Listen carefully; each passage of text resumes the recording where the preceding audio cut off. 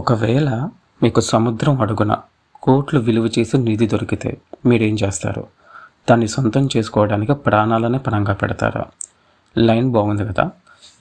ఈరోజు మనం డిస్కస్ చేయబోయే సినిమా 1977లో వచ్చిన the deep, directed by Peter eights. ఈ సినిమా 6 మిలియన్స్తో పెట్టి తీస్తే 100 మిలియన్స్ కలెక్ట్ చేసి కమర్షియల్ బ్లాక్ బస్టర్గా నిలిచింది. Hello guys, welcome to the Kalpi Vinay channel. మాది కొత్త ఛానల్. మొదటిసారి మా ఛానల్ని విజిట్ చేస్తే please subscribe and share. Story విషయానికి వస్తే, సముద్రాన్ని ప్రేమించే ఇద్దరు డైవర్స్. వాళ్ళకి అడ్వెంచర్ అంటే చాలా ఇష్టం. కొత్త ప్రదేశాలు, కొత్త రహస్యాలు వెతకడం వాళ్ళ హాబీ. ఒకరోజు సముద్రంలో డైవ్ చేస్తూ ఉండగా వాళ్ళకి ఒక విషయం కనిపిస్తుంది. అది ఒక శిథిలం. అది నార్మల్ శిథిలం అయితే కాదు, శతాబ్దాల క్రితం మునిగిపోయిన ఒక నౌక. ఆ నౌకలో చాలా వాల్యుబుల్ ట్రెజర్ ఉందని తెలుసుకున్న వాళ్ళు దాన్ని బయటకు తీయాలనుకుంటారు.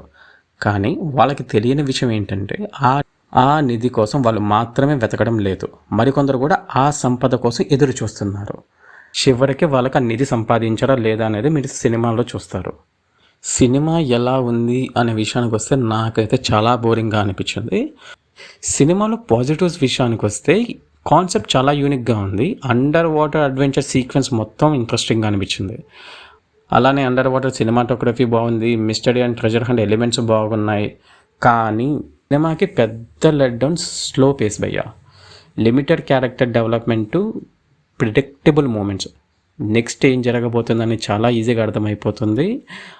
ఈ రోజుల్లో ఈ సినిమా చూస్తున్న వాళ్ళకి ఈ విజువల్ చాలా అవుట్డేటెడ్గా అనిపిస్తుంది. అన్నిటికన్నా పెద్ద ప్రాబ్లం ఏంటంటే లెస్ ఎమోషనల్ డెప్త్.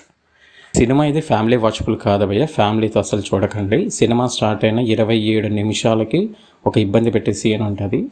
అలానే 1 గంట తర్వాత కూడా ఒక రొమాంటిక్ సీన్ ఉంటుంది. సో బెటర్ ఇండివిజువల్గానే సినిమాని చూడండి. ఎవరైతే ఈ ఓషన్ అడ్వెంచర్ సినిమాలను ఇష్టపడతారో వాళ్ళు ఒక ట్రయల్ వేయచ్చు. నాకైతే సినిమా పెద్దగా నచ్చలేదు. ఒకవేళ మీరు ఈ సినిమా చూస్తుంటే మీకు ఎలా అనిపించింది, మీకు నచ్చిందా? కామెంట్స్లో రాయండి. నెక్స్ట్ వీడియోలో మళ్ళీ కలుద్దాం. అప్పటి వరకు బై బై గైస్.